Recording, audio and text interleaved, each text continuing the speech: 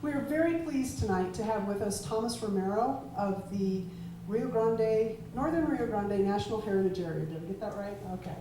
And Mr. Romero has been the executive director of the Heritage Area since August of 2011. He had his own management consulting firm for over 30 years, working with government, tribal entities, and businesses throughout the United States and Latin America. He served as deputy secretary of several departments in the Richardson administration, and, make sure I get this right, as the associate vice president for organizational and community development with the Santa Fe Community College. For 20 years, he has served on the board of El Museo Cultural. You're going to say that for me, right? Cultural in Santa Fe, and on boards of other nonprofit organizations, including Creative Santa Fe, the Haddock Foundation, and the Rio Tasuke Land Alliance. We first met down in Española this fall at the Historias de Nuevo Mexico conference, which was a wonderful experience. It was a time for us, part of the Los Alamos Historical Society, to go down into the valley and connect with some folks there, to hear stories that we hadn't heard before, to come to a better understanding of who some of our neighbors are. And so we were very excited to have Thomas with us tonight to tell us about that. And without further ado. No more ados. So thank you for coming out this evening. It's going to snow. No, it's not. We're very thrilled when Heather asked us to come up and meet with Los Alamos residents. We're outside of the county, and so this was a good opportunity to share information, and I hope that you will enjoy what we're going to show you tonight. I'm going to start with a small video just to kind of get you relaxed. You'll be able to see some images. It's a video that highlights Rio Arriba County, but it actually is part of, this is what they call computer shutting on. No, it's okay.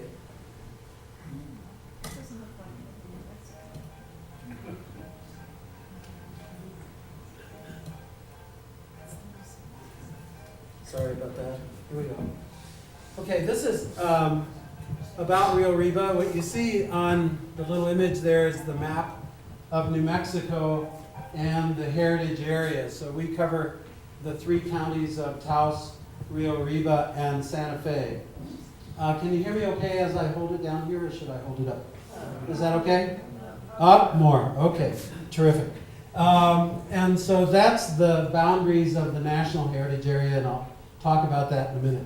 For now, which will give me a break, you're going to listen to this. Now you have to be very quiet at the beginning, and you'll hear some crickets.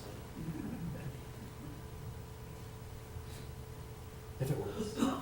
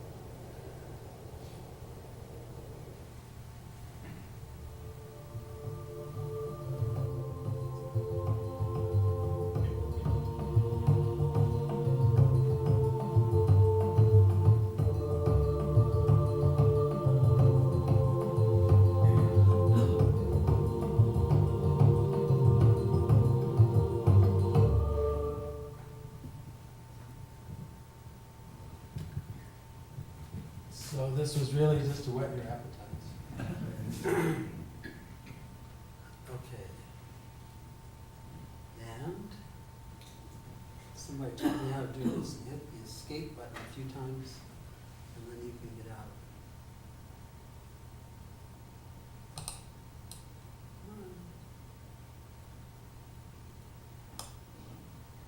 Okay.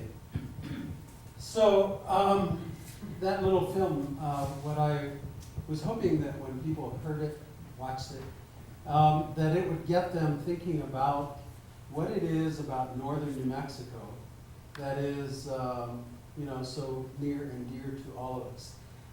When I talk to people like this evening, we had a little gathering before this, and some of the people that are on board here have lived here for 30 years, 40 years. There's all kinds of connection. People don't leave, which is good, and sometimes it's not, but at least everyone comes here and they fall in love with the place and often with the people, and of course the history of the whole of northern New Mexico, all of New Mexico, but northern New Mexico in particular is very special. And so that's why I wanted you to just get that feeling. I hope it was okay. I'm going to go through this now. I put a presentation that just talks a little bit about what a heritage area is, what we are, and what we are trying to do. And then we will have time for questions afterwards if you have any. And I hope that you enjoy it. So the first slide here, the question is always asked, well, what is a heritage area? And these are 4 things that I listed from what has happened. There are 49 heritage areas throughout the country. This chart here, this little map shows most of them are back east. This program started 30-some years ago with the Erie Canal, I think was the first one. It was under the Reagan administration. And it was a way for the National Park Service to reach out into communities. This is a theme that we're using now as we go to Congress and try to convince them that we're worth keeping so that they can fund the programs. But this was the part that seemed to us to represent what each of the heritage areas does in various communities that they serve. So connecting the heart and soul of the communities. You see in New Mexico there is 1. In Colorado there are 3. Arizona, Utah, and Nevada each have 1. All the rest are over by the Mississippi and further east. And they generally target either a historical reference within the American U.S. history, or it may be topographical, something that is really beautiful about a certain area. Maybe a river, maybe some of the canals that were built early on. Of course, the Revolutionary War and Civil War battles are represented in the, wonder if I can do this. Yes, I can point, look at that. So you can see that there's a lot of heritage areas through here. In New Mexico, this was created in 2006. It takes an act of Congress. So Senator Pete Domenici and Senator Jeff Bingaman were very, very instrumental in forming the Northern Rio Grande National Heritage Area. We partner with the Park Service. We're funded by a grant that we contract for every year. And our job, as it showed in the video, is to preserve the culture, the history, the environment of northern New Mexico, and to help to promote economic development and tourism, which is what is sustaining a lot of the communities.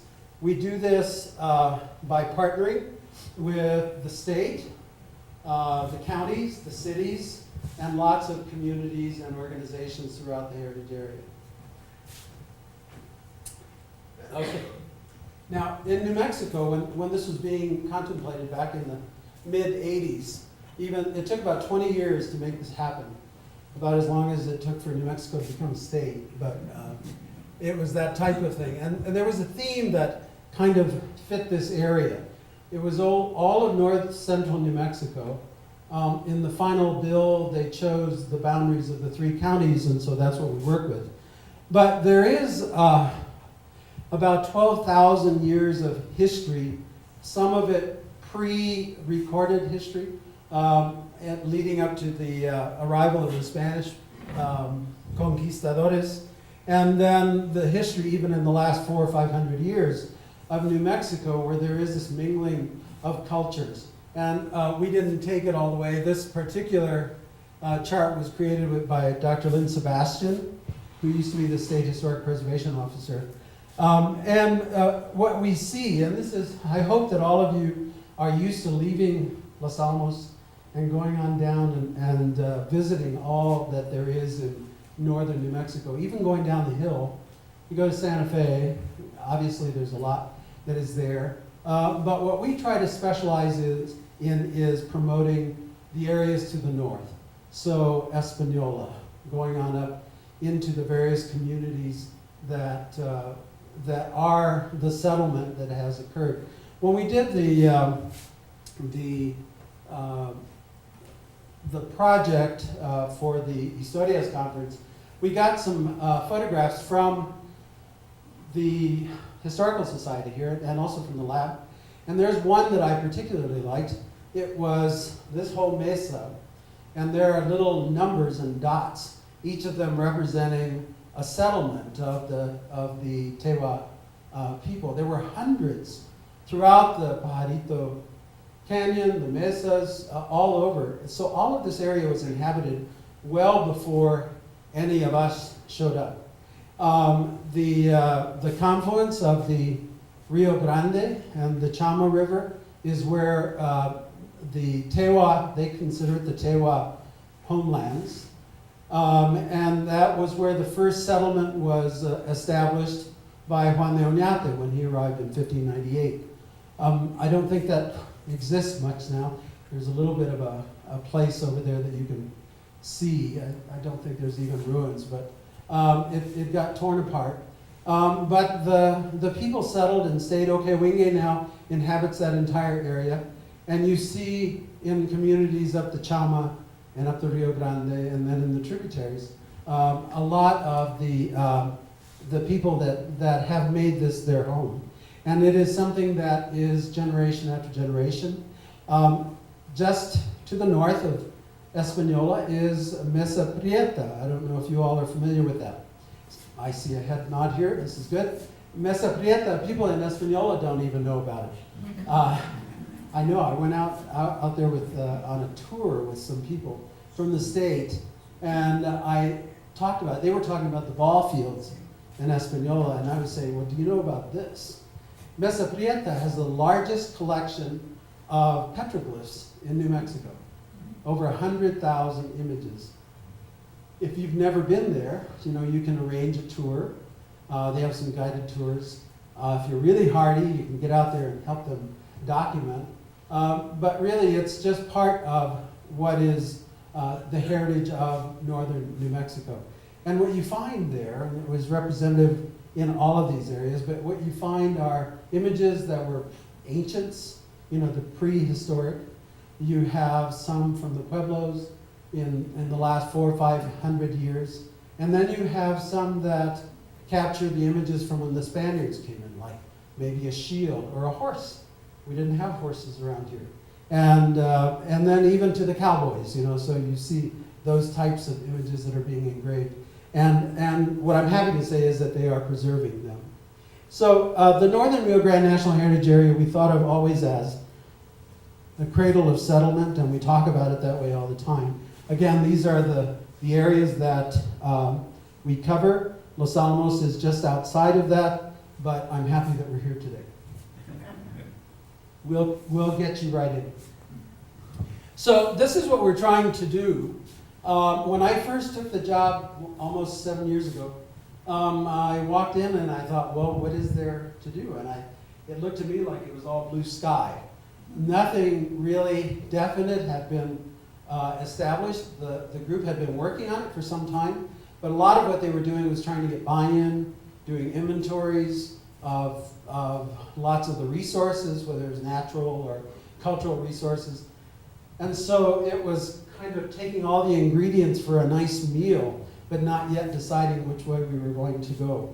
So we decided that we wanted to concentrate on these types of things. working with communities to strengthen their identity, fostering appreciation of the history and culture, sustaining some of the traditional values, and then preserving the natural and cultural resources. We came up with a slogan that is shown at the bottom that says, con respeto y permiso, which means with respect and permission.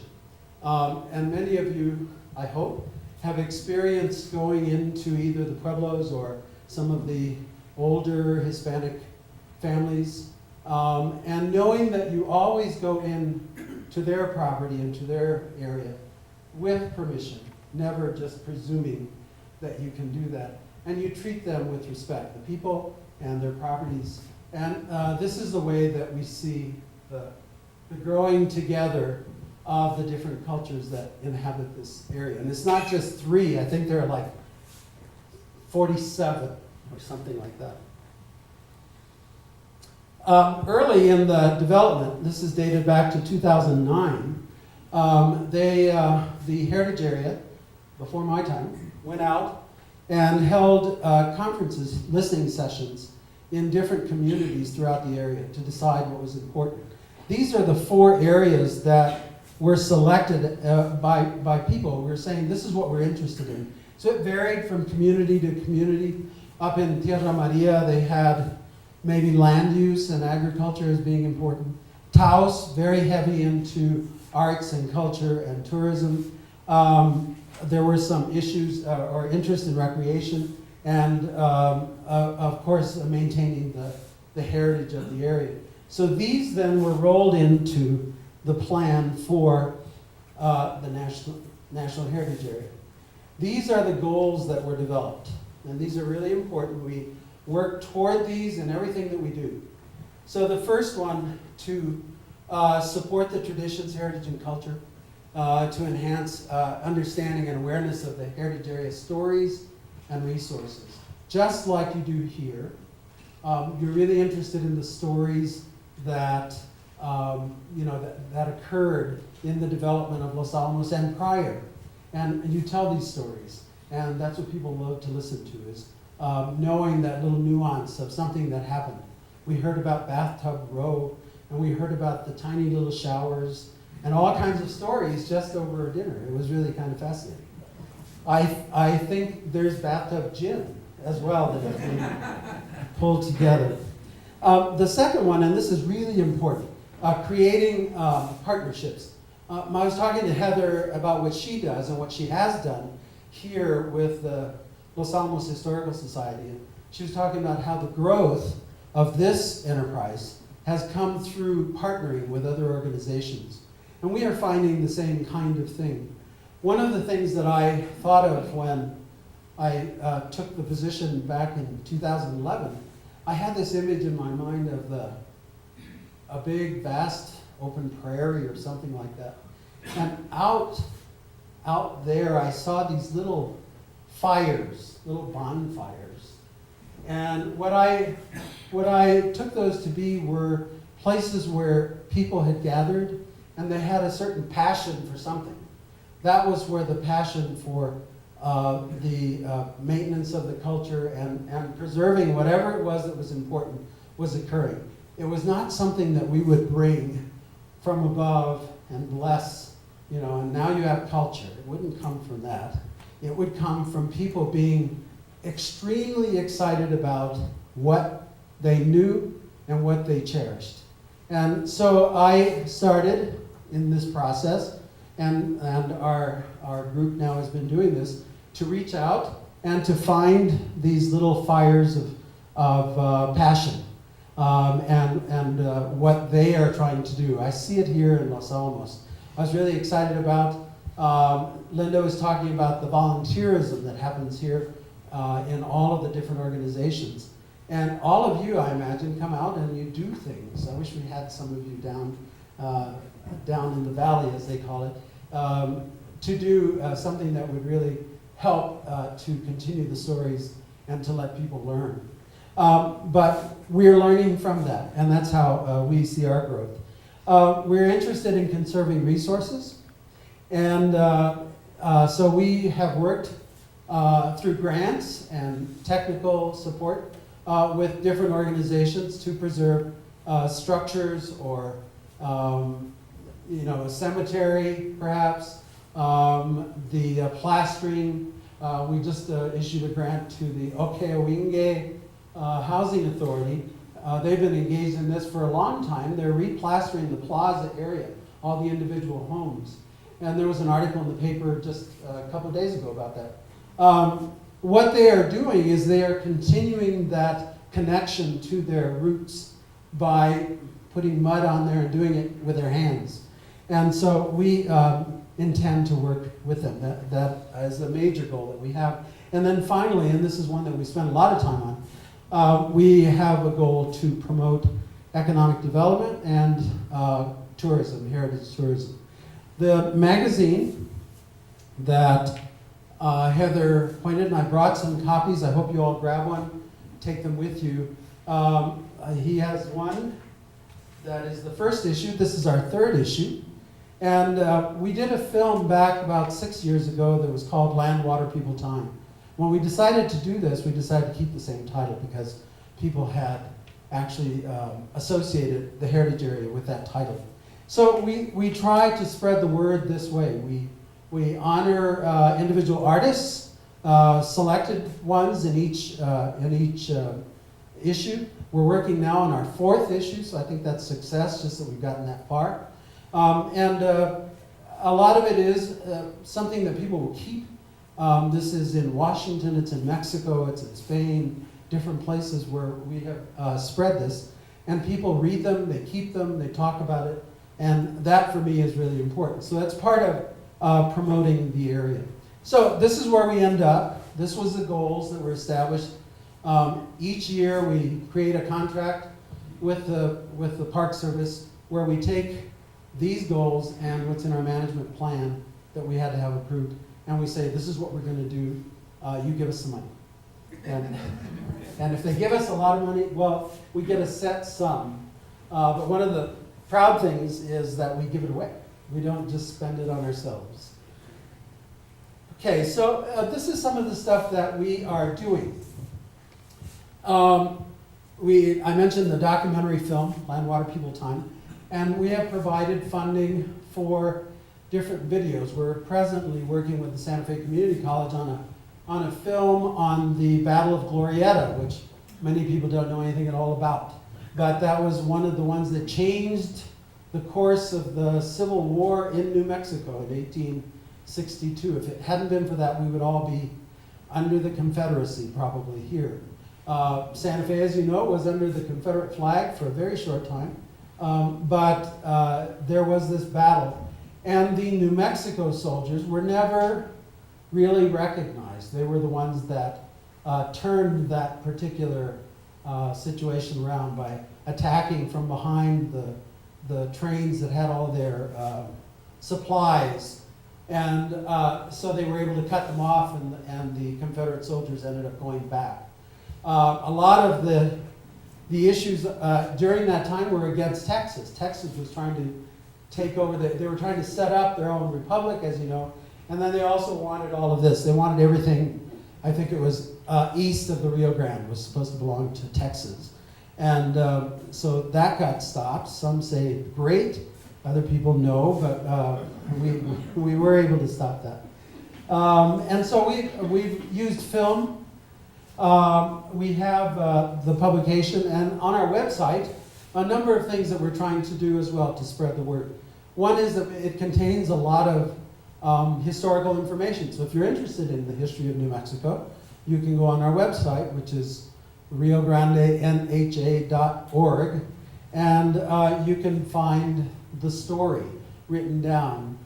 We also use it to promote. So we have a section that we built in partnership with Santa Fe County that is called Meet the Artists. We're updating it now so it makes it easier to access. But it's allowing individual artists to promote themselves without charge. And so as we develop, we hope to give the power of our reach to all of them, and especially in small communities, where the artists are working, they don't have jobs outside of those communities, and they're trying to make a living. And we see that as part of what we need to do.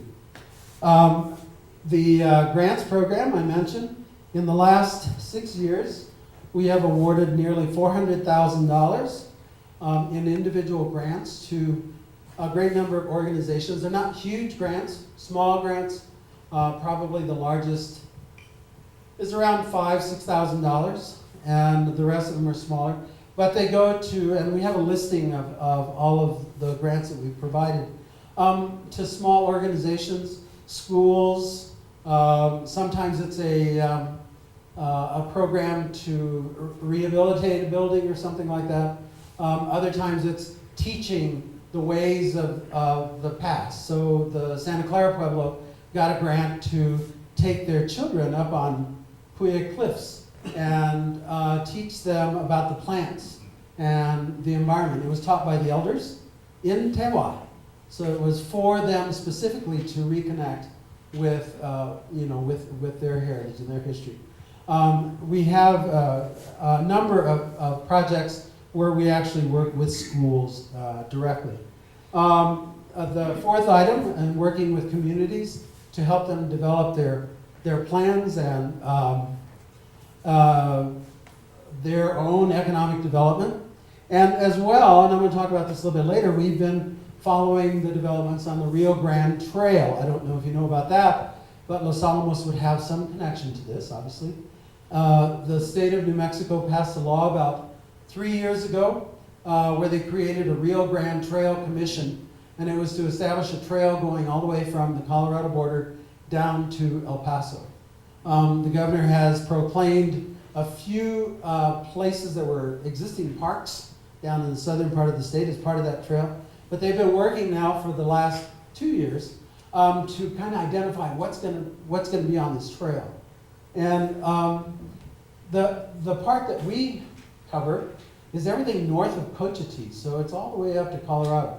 So I've been talking to people in Colorado as well. There's a heritage area right above us at the headwaters of the Rio Grande.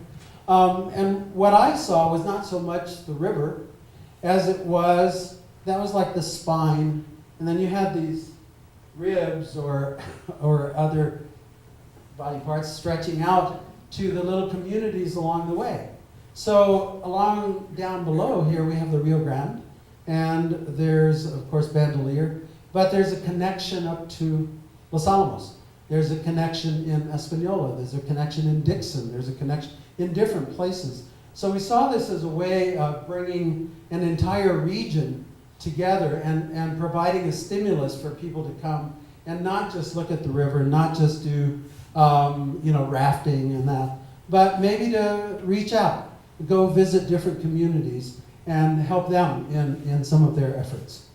And finally, and I emphasize this over and over, the partnerships is what we do and try to do throughout the heritage area. This is a sample selected from, I hope you all can read these, but these are some of the projects that we have funded in Santa Fe County. So you can see there's a big variety. We worked with San Miguel Mission to teach classes on adobe making. La Sala de Galisteo, it's community hall. We worked with Cornerstone Foundation on that one, provided funding for shoring up the steps and the ceiling and the flooring and the lighting and stuff like that. They're now using it as a community hall and art gallery. In 1964, New Year's Eve, I actually threw a dance there, so I have a real direct connection to it. That was the Stingrays. And of course the Santa Fe Botanical Garden. If you've never been there, have you all been to the Santa Fe Botanical Garden? Yeah? I don't know if all of you have, but it's an incredible site. And they've done some really nice work, not only in the plants, but in laying out the terrain. And one of the things that we helped to fund was an area that's called Manos y Obras, I believe is what it's called. Ojos y, okay, hands and eyes.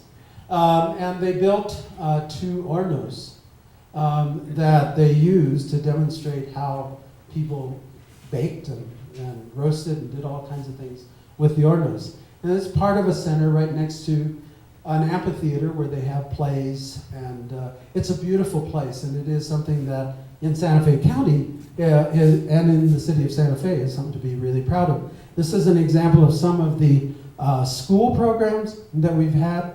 You all don't know about the Pinto Bean Museum, I'm sure. But there is one. It's down in Edgewood.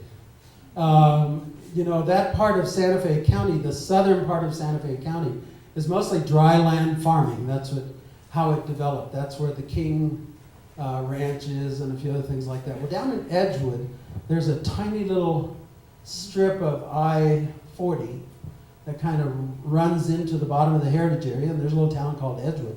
And there's a nature park, I think it is, a wildlife center, and they created a pinto bean museum because that's what used to be grown.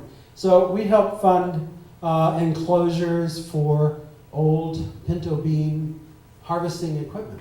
So you can go down there and check it out. They do have festivals and music and all that kind of stuff in some of their celebrations. So it's not just all beans. We've funded groups like the Santa Fe Youth Symphony, the Site Steward Foundation. We've done a lot of stuff for the schools, coming up with cultural brochures and videos demonstrating pottery making, that kind of thing. And then finally, I wanted to highlight a couple of things. El Museo, we funded an entry to the museum in the rail yard in Santa Fe. This is I don't know if you can see the detail there, but it's made of Venetian and Byzantine glass. It was created by Sam Leba, and it's a beautiful piece of work, and it gave a way of highlighting, you know, that particular facility. Now in Rio Riba, here are some of the projects that we funded. We've given more money out in Rio Riba, mostly because they know about us and they ask. The other places in Taos, they have not asked as much.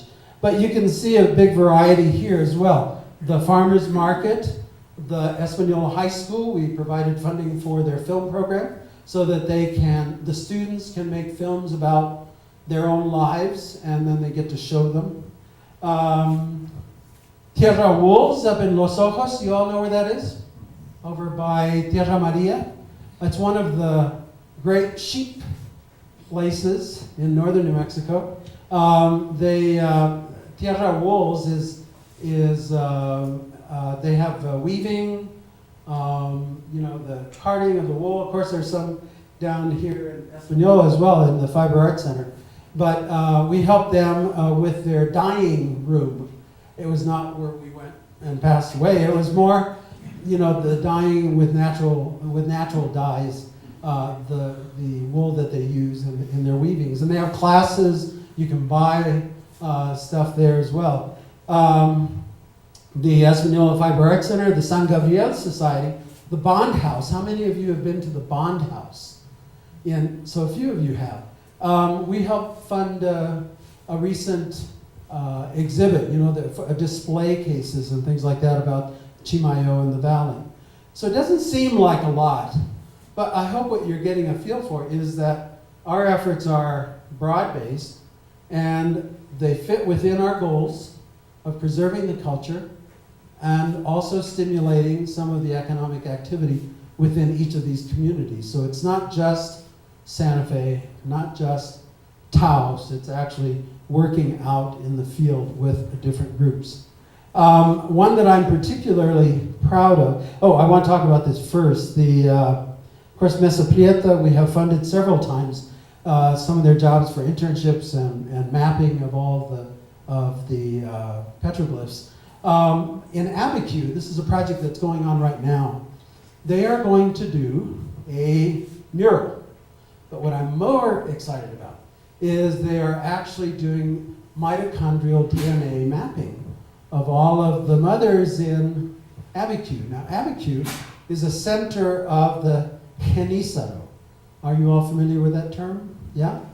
So this comes from the old Turkish janissary. These were hired guns, so to speak.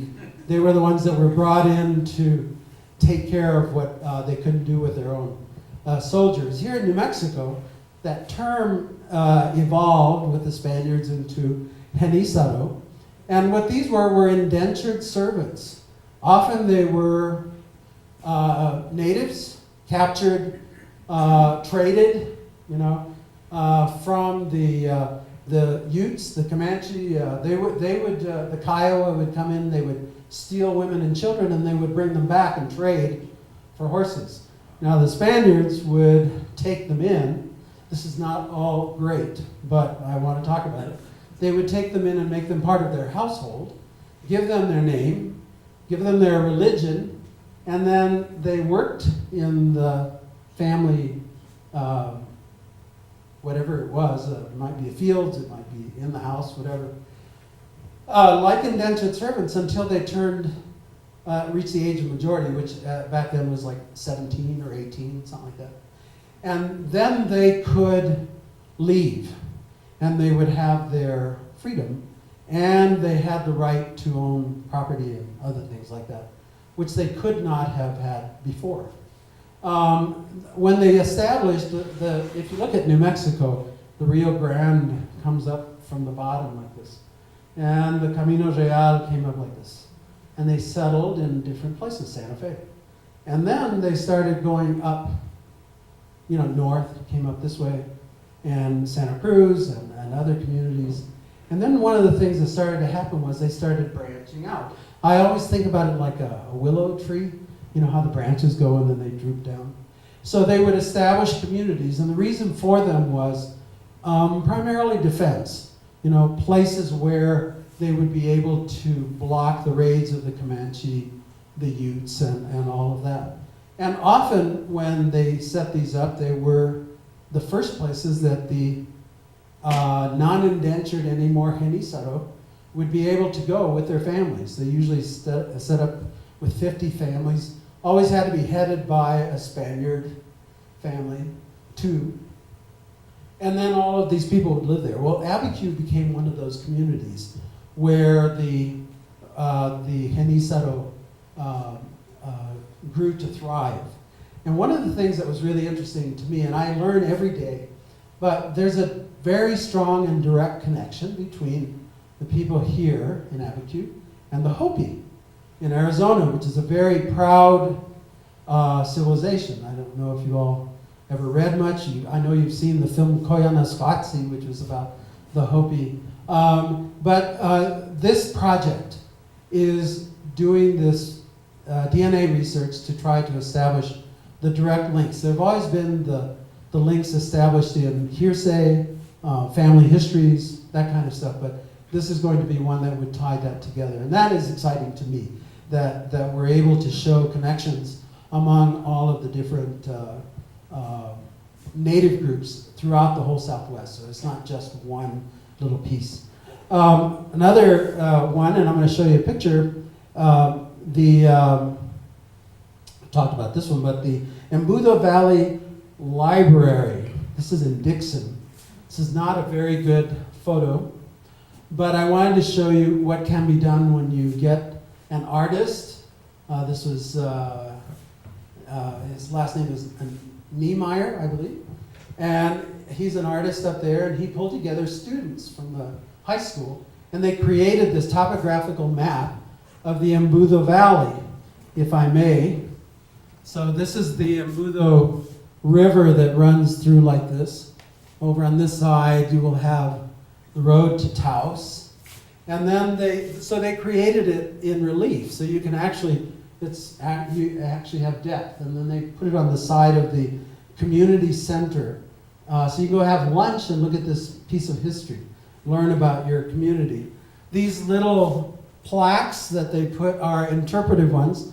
There are dots on the mural, that kind of say this is where this was or whatever. There might be a sluice, there might be maybe a church or something like that they're highlighting. But they created all of these out of clay, and then they put them up on this. And it's an incredible piece. Every time I get a chance, I take people up there. I want them to see it. So again, preserve the history. understanding, awareness of what is there, and that kind of job is what we like to do. We're hoping to do something like this at our new center over in Alcalde. Here's a sampling of Taos County. So we're not just doing it in the center. So up in Taos, not as much work, but we've been doing some really nice things like the Amigos Bravos. There you go. We started out working with them. This is an organization up in Taos that deals with water and restoration of rivers. We helped them fund first a cleanup. And then in the last 2 years, we started funding this river otter survey. So there was a reintroduction of river otters into the Rio Grande box up in north of Taos. They had disappeared. They brought them in. And now there are volunteers that are working on documenting where they are, finding their dens, I suppose they're called, I don't know, and showing how well they have succeeded in the reintroduction. So this is a really fine project. These other projects, the one that I'm really excited about is what's happening in Cuesta. You all know about their problems. You know, they shut down the mine and they're kind of a pass-through town, just like Espanol is. But they started taking hold of their community. So they decided, first of all, they set up, there's a church there, the Church of San Antonio, I think it's called. It had fallen, literally fallen down. The archdiocese had abandoned it, and they wanted to just tear it down. And the people in the community said, no way, Jose. That's how they said it. And they got together, and in the course of about 2 years, they rebuilt that church. If you ever get to Cuesta, stop by the church and see the beauty that they have built.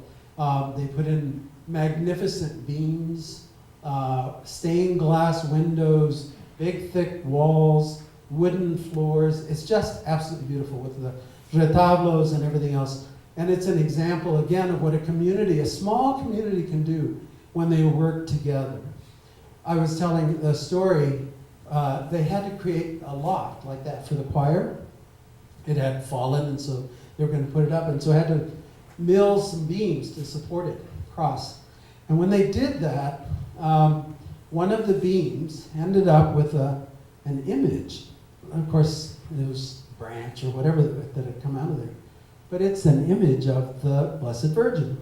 And so they put a little light on it to highlight it. You know, whether you believe in that or not, it is one of those things that happens in life where you get some kind of demonstration, maybe not intervention, but demonstration that it's bigger than us, you know.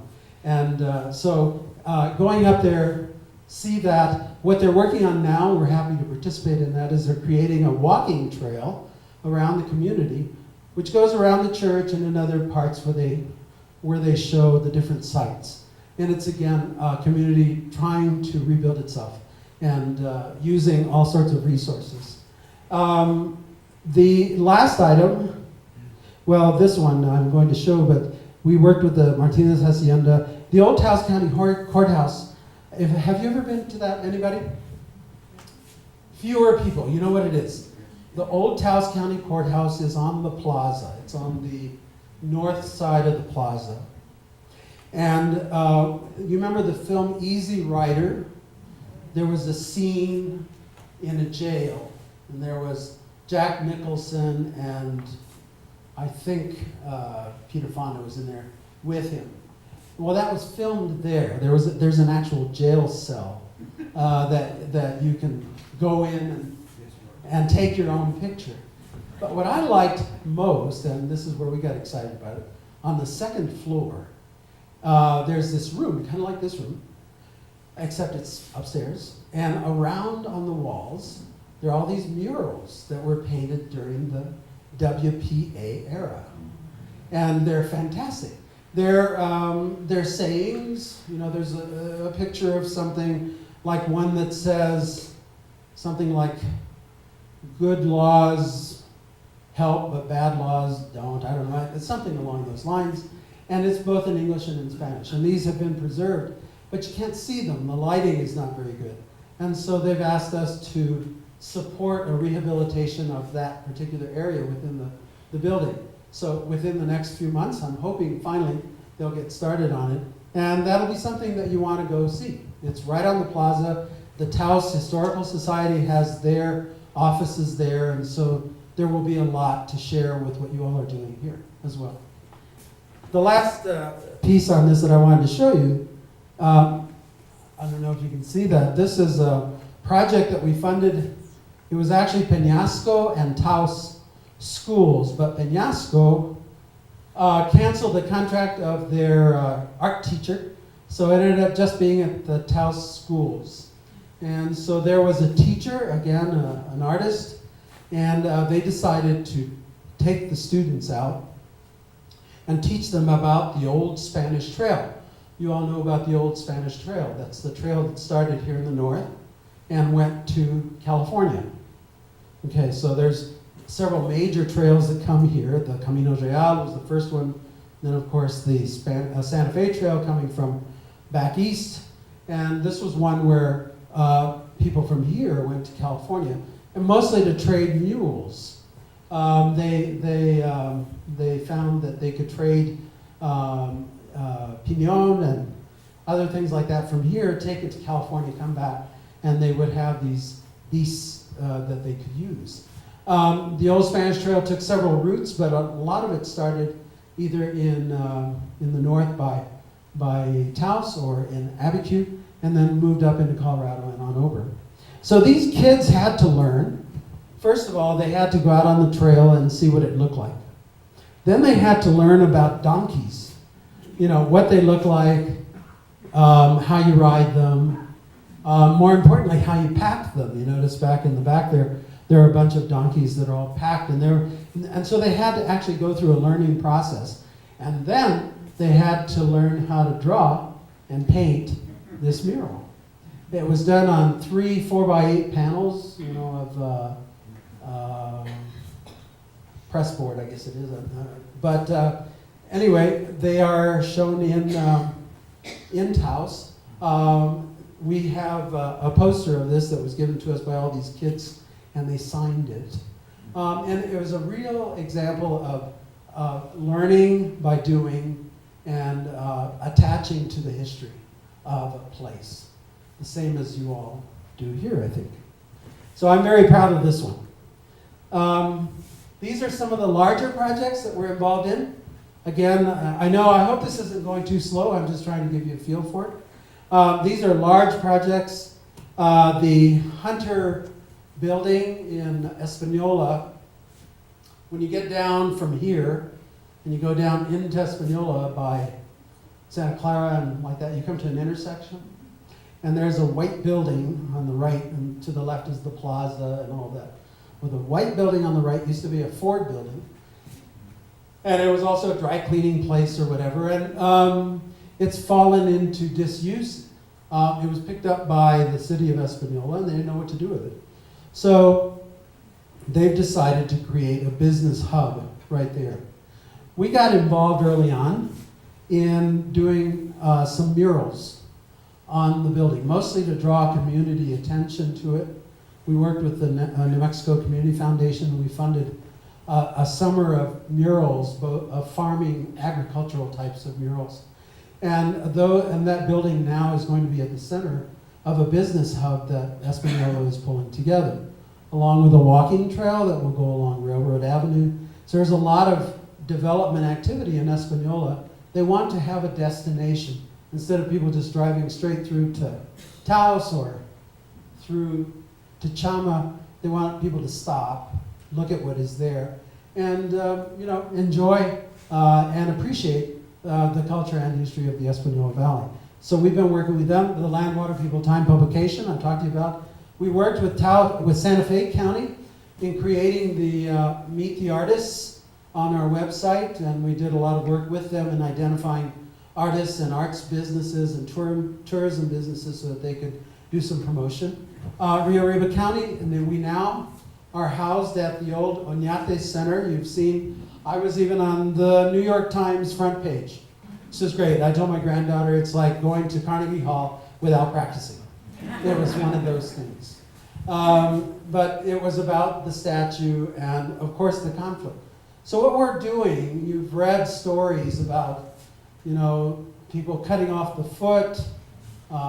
In September, there was some painting of the foot in red. They also painted the foot of Padre Martinez's statue up in Taos in red, and that was the same time the stuff was going on in the plaza in Santa Fe, the Entrada. So it's a demonstration of the conflict that is there among the different cultural groups. We chose, and we choose, not to confront it by, say, tumbling the statue. What we feel is that there's a place in the history. And so what we're going to do is we're building, as we develop the grounds of the Heritage Center, we're going to develop in the front, right where the statue is, we're calling it a culture garden. Instead of a sculpture garden, it's a culture garden. And so we will have statues, different representations of different cultural groups that will be presented there. We're developing the rest of the grounds so that we can mimic somewhat what is in throughout the heritage area, and so that we can point to it. So we want to be able to point to Los Alamos. We want to say, this is a gateway community. We have partnerships with them, and that's a place where you also want to go. And we can send people who are driving up and down, send them up here. And you'll have to send us some change or something like that.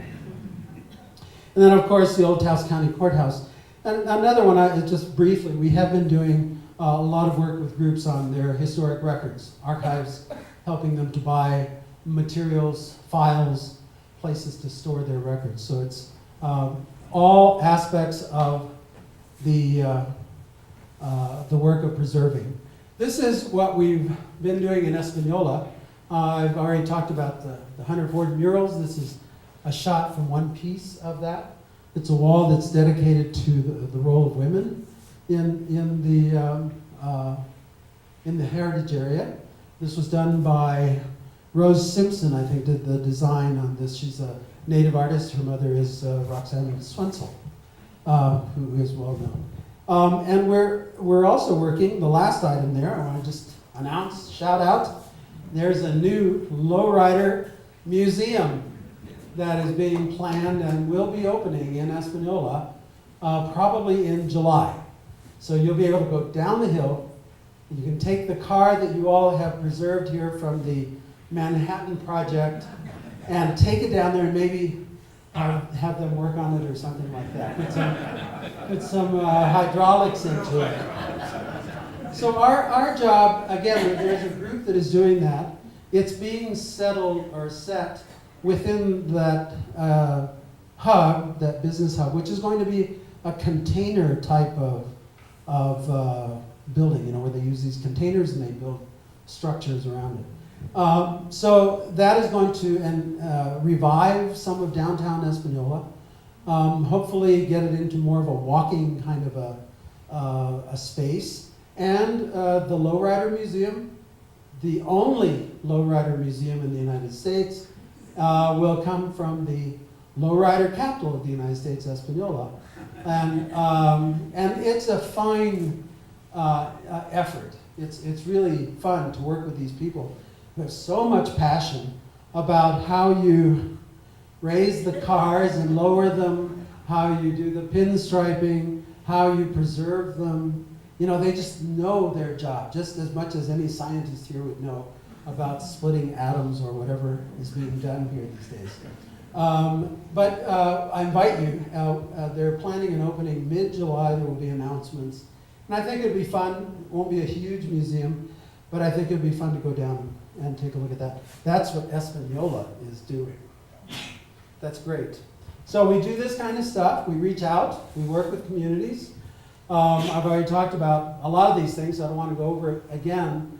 But it's an important way that we are getting out and getting people to know about the heritage area. The value of the heritage area is not so much in what we do, but it's in what everybody else does, and then the association that makes people aware of what is going on. And this is the case in all of the heritage areas throughout the United States. Okay. when we work with communities, this is a little chart I threw in because I wanted to kind of give you the thought of what we're trying to do. So you take people doing things locally, and through the partnering, you end up with connections on a regional level. And because of that, you're able to reach into national awareness and potential global exposure. And so this is the model, working at the lowest level, not just bringing in highfalutin factories from Tesla or whatever. All of that is being done in different places. But up here, we have problems of water, education, population. We just don't have a lot of that. But we do have some really talented and inspired people who know what to do with whatever they are passionate about. So this is how we see that we can be helpful in getting this to happen. I talked about the Rio Grande Trail, and I threw this in just to show you that this is not just an idea that's kind of pie in the sky. I listed all of the communities along the river that have some potential relationship to a trail if it does come into being. I'm going to Albuquerque tomorrow to visit with them and talk about that. The Pueblos. There's all of the natural resources throughout the north here. This is the north. I listed landlord their institutions. Is this working? Yes. So I'm not ignoring Los Alamos. But there are a lot of institutions that as well can benefit from this kind of connecting spine. And of course, different projects and organizations throughout Chama and the Rio Grande Valley. And there are a lot of social issues as well. I didn't want to get into those, but this is the kind of thing that we're working on now, is finding larger scale projects where we can engage other communities, bring them together, and then let them participate in the shaping of our future. Okay. This last thing is just a picture, a cutout from the poster that we did. We did the Historias conference. Some of you got to go to that. It was in October, and it really was a connection of the valley in the different parts and Los Alamos and the Manhattan Project.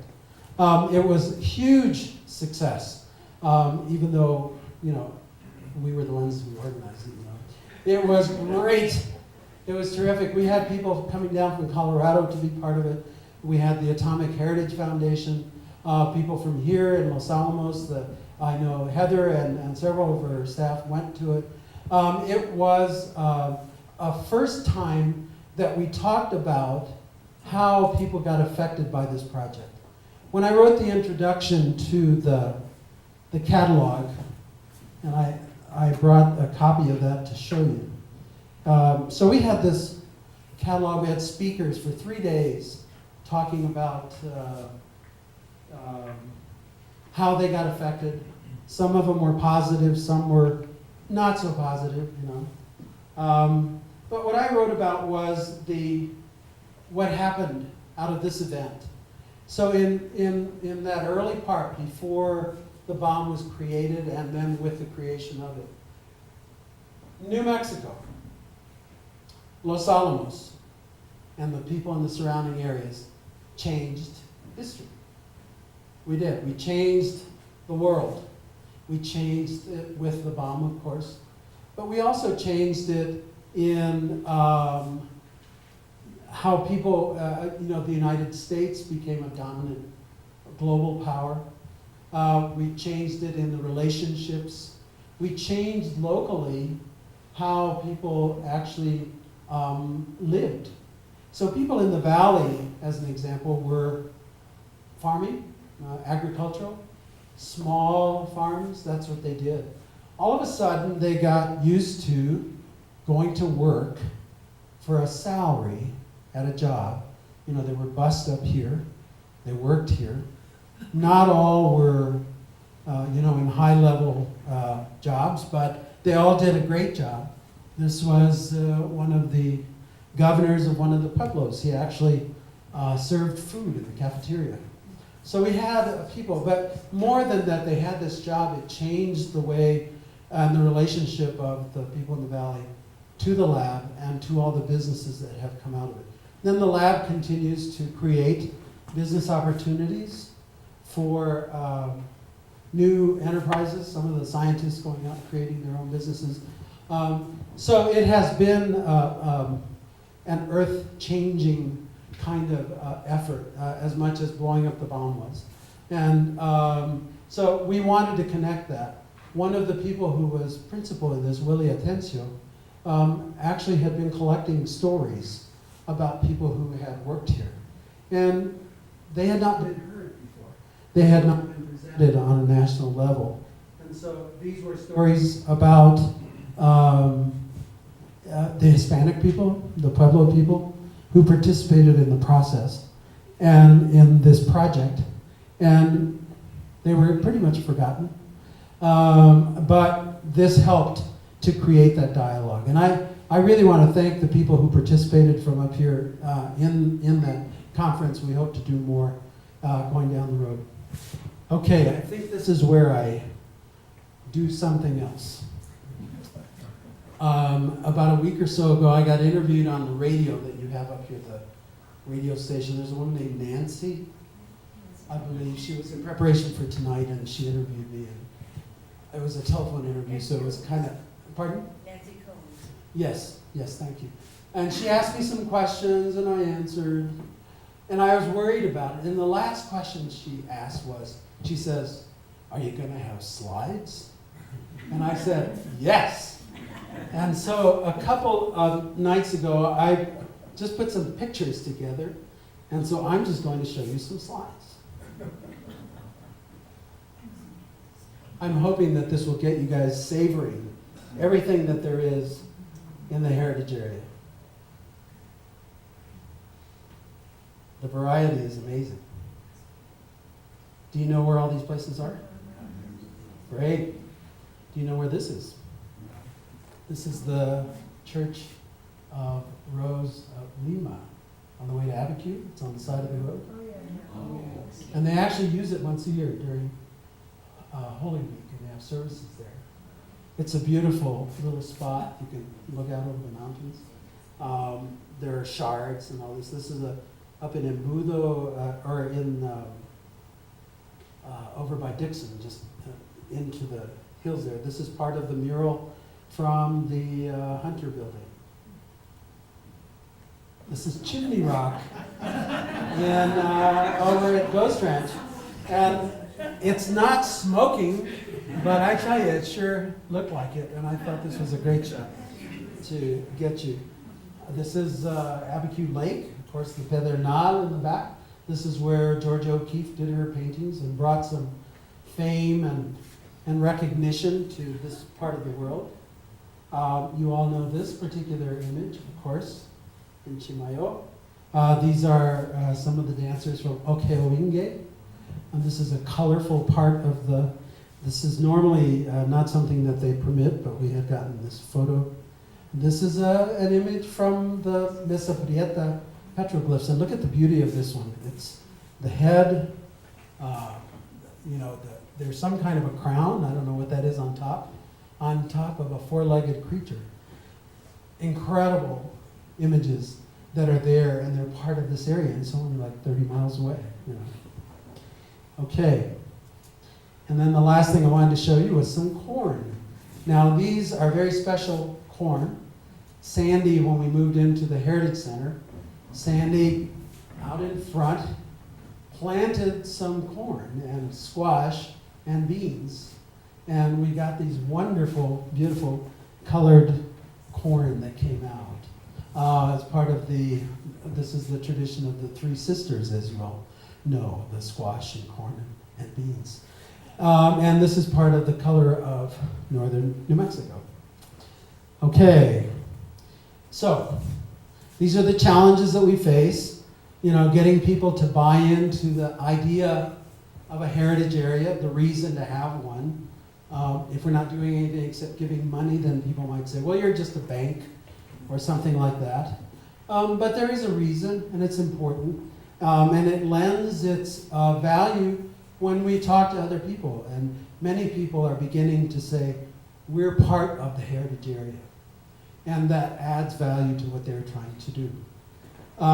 If only they knew. Gaining visibility, thank you again for letting me come up and talk to you about it.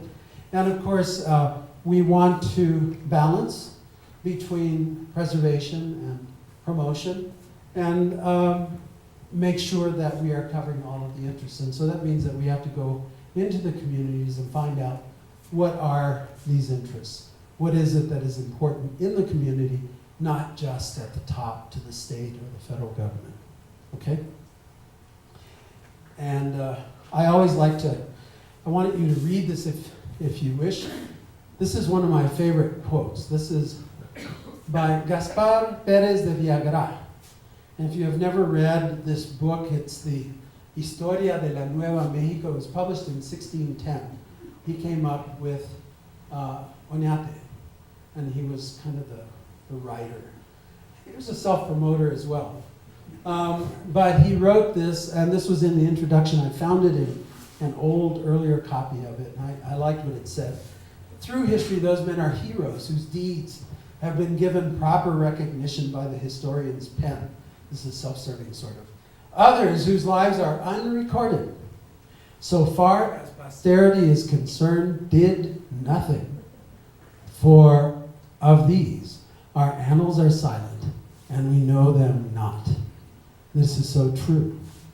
No greater misfortune could possibly befall a people than to lack a historian properly to set down their annals, one who with faithful zeal, like Sharon, will guard, treasure, and perpetuate all those human events which, if left to the frail memory of man and to the mercy of the passing years, will be sacrificed upon the altars of time. Isn't that a beautiful statement? And it also gives reason for the work that we do.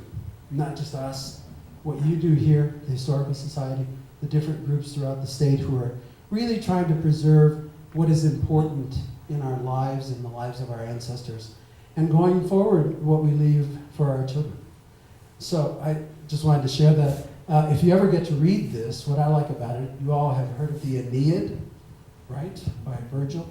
So the Aeneid is written in a certain verse, and the Historias is written in the same verse and uses almost the same words, although in Spanish. The Aeneid starts out, Arma virumque cano, Troieque excisus. You know, that's, I sing of arms and the man expelled from Troy. And Villagra says, de armas canto. You know, he goes through the same thing, uses the same verse structure. And this was for the King of Spain. He had to show him homage.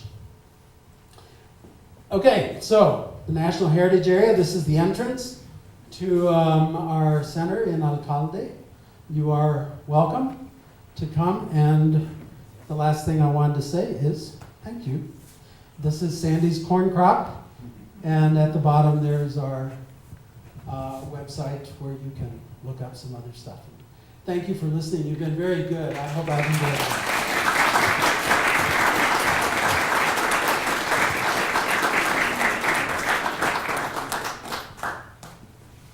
Any questions, spitballs?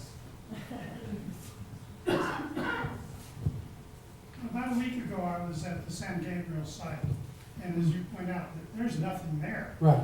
And if that's really such a turning point of history and cultural change for both the Spanish and the Native Americans, why do you suppose there's not been any more effort to commemorate that site? Well, I think there are a lot of reasons. It was the first site that was established, you know, by the Spaniards when they came in. That was not necessarily a pleasant situation, you know, when they took over. They set up their place, they built a church. The Mission that is in Espanol is a replica of the church that used to be there. And in 1680, you know, after about 80 some years of dominance by the Spaniards, the Pueblo revolted and they tore down many of the structures that had been created you know, by the oppressors. And so I think that because of that, and because it's on Okewinge land, you know, it's part of their Pueblo reservation, that there has not been any interest in it. In time, perhaps, somebody might, but the Spanish people have kind of abandoned it. They built instead the plaza, you know, it's there as a replica. The Pueblo people are working on their own deals, you know, so I think that's the reason it has disappeared. I would like to see something there, but again, you know, it's with con respeto y permiso, as we say, it's Pueblo land, and you know, they're the ones that control what might happen there. Someday, I would hope. I have to tell you this little story. This is really important for me. When we opened we're calling the Heritage Center in August, we invited a lot of different people to come in. And one of the things that has always been a conflict is the conflict between the Pueblo and the Españoles, you know, the settlers that came in. I didn't expect that we would have this, but we actually had dancers from up in Taos, the Comanche. We had speakers and singers from Okewinge and from the Genízaro and Abiquiu that showed up and gave prayers and blessings. And one woman, and I'm not going to remember her name, but she's the daughter of a native leader. And she told me, she came. She said, I had said that I would never set foot in this place because of this division. And she said, but I came because of what you're doing, that you're including everyone. And so that, to me, gives me a great deal of confidence in going forward and saying, as long as we're inclusive, as long as we try to embrace what everybody brings, and that's everybody, that's not just those two groupings, then I think we have a chance to make something good come out of this whole area. So I'm sorry if that's not everything. But yes? When is the Heritage Center open? Do you have some regular hours or expect to have regular hours? We do. We're open Monday through Friday. We usually are open by 9 in the morning, and we're there all day till 5, sometimes later. Tonight, or last night actually, we had the board of the Mesa Prieta Petroglyph project had their meeting there. We had a film that was shot yesterday. It was set inside. But we do try to open every day. We have a very small staff. We have Sandy and one other person who are there. Leland is the other person. We've set up a little art gallery inside the Heritage Center. And so a lot of people come by and see some of the work that's representative of other artists from throughout the area. And so we do try every day. Sometimes we're open on weekends and sometimes on evenings if we have special events. But for sure we're there from 9 to 5 days a week. And you'll see that there are flags flying above. And so, you know, when the flags are up, we're open. And one thing that's really cool is there's a U.S. flag, a state of New Mexico flag, and then there's an Okewinge flag directly above the statue of Onyate. I thought that was an ironic way of saying something. And we'll be putting up a National Heritage Area flag. And I'm losing some people. Any other questions? Yes, sir. I was surprised you used the term Conquest of Water, referring to the first Spaniards that came here. Well, I did, and maybe that's a problem of mine, I don't know. The people that came were looking for treasure, and you know, he's shaking his head, so he's saying no. Juan de Oñate, let's go to that story. This area was actually studied, people came up here, in the mid-1500s. There were several expeditions that came up, and actually the first settlement is San Cristobal, which is south of Santa Fe over on Highway 14. There's an actual settlement that was there. It was a different expedition. And there's a story about that, by the way, in our magazine, so you'll be able to read about that. But what happened in that time frame, and you have to put this in context to understand it, the King of Spain decided that it would be okay to let people come north because they were looking for the cities of gold and all that kind of stuff. And there had been stories coming back from the prior expeditions. And so Oñate was given the charter to come up. Now, what not too many people know always is that in order to do this, to come up and settle, he had to pay for it. So this was like setting up a mission on Mars. You got to have funding for it. His father was a miner, owned lots of silver mines in Zacatecas, and so he had to fund all of the travel, all of the provisions, all of the livestock, everything to come up here and establish it. And he had a decree from the King of Spain saying, okay, you can go up there, and if you find anything, you get to claim this. So that's how I use it. Conquistar means to conquer, and the people who were here will tell you that they were conquered. Now it has happened several times back then, and then it happened again in 1846 when the American Army came in and conquered for the United States. So in one of my prior lives, I've put on some expositions that we call Children of Conquest. And all of the people here in northern New Mexico do have that part of their history, that they were conquered by different groups that came in.